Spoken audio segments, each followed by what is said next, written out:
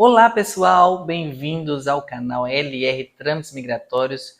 Meu nome é Larissa Rivas, sou especialista em trâmites migratórios mexicano e, é claro, sou especialista em visto de turista mexicano e demais vistos para viver aqui no México. Hoje vamos falar sobre um assunto muito legal que é requisito para que seu visto de turista mexicano seja aprovado. E vamos falar sobre o requisito do Consulado do Rio de Janeiro. Mas antes de começar, eu quero convidar vocês a se inscrever aqui no canal e, claro, apertar o sininho para receber as notificações de quando a gente postar aqui atualizações sobre o visto de turista mexicano e outros temas sobre visto para viver aqui no México. Então vamos falar sobre o requisito do Consulado do Rio de Janeiro, temido dos brasileiros. Ninguém quer ir no Rio de Janeiro, que são bem, carrascos. Mas eles têm a razão deles, né? Porque a gente que está trabalhando, eu, por exemplo, que estou trabalhando nisso há muito tempo, tenho visto muita coisa, então eles têm as razões deles de estar exigindo vários requisitos, várias coisas para os brasileiros. E é isso. Hoje vamos falar sobre o requisito do Rio de Janeiro. Então fique ligado, assista até o final, que vocês vão gostar de tudo que vamos falar aqui e vai ser uma explicação bem simples para que todo mundo possa entender.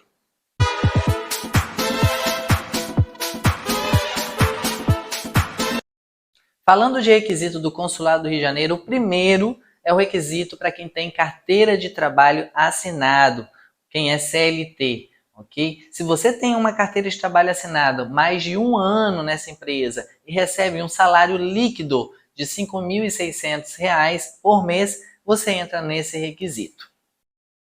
Outro requisito financeiro é o de extrato bancário.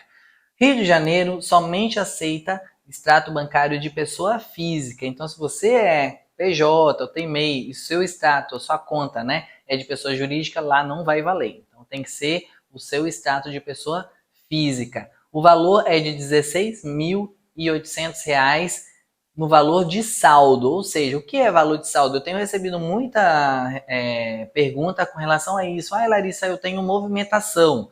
Minhas movimentações são acima de 100 mil. Infelizmente, eles não levam em consideração as movimentações, e sim o que sobra no final do mês. Então, se você tem extrato bancário dos 3 últimos ou 6 últimos meses, no valor mensal de saldo no final do mês de R$ 16.800, você entraria nesse requisito, deixando claro que é conta de pessoa física e não jurídica.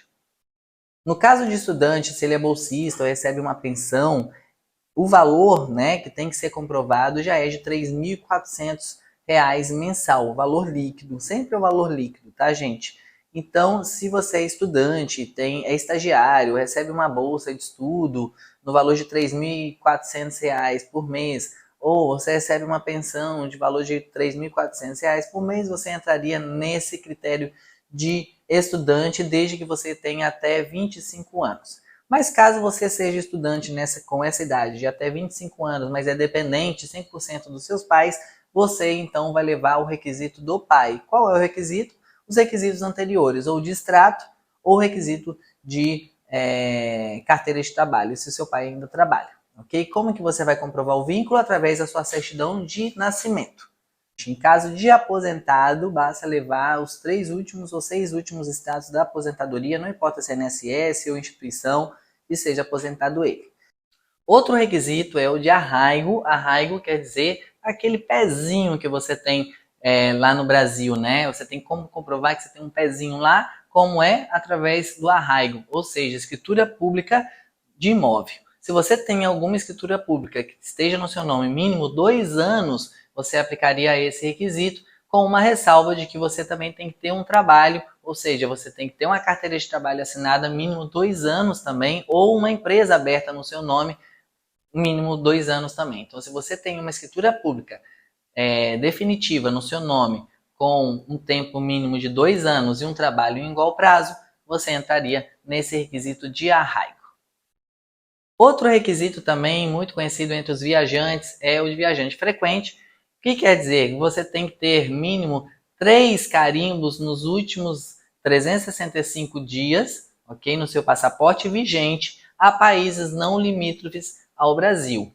Okay? Então, se você tem 3 carimbos que você fez uma viagem no último ano a países não limítrofes ao Brasil, você entraria nesse requisito. O mais legal desse requisito é que eles não pedem comprovação financeira. Porém, tem uma ressalva. Verificam na migração o carimbo ali, se realmente esse carimbo está no sistema. Então demora mais ou menos 10 dias úteis para entregar esse passaporte com o visto. Algumas vezes eu já tive cliente que recebeu no mesmo dia sem nenhum problema, mas tem essa ressalva do tempo de entrega da resposta do visto e entrega do passaporte, que é no mínimo 10 dias para dar a resposta.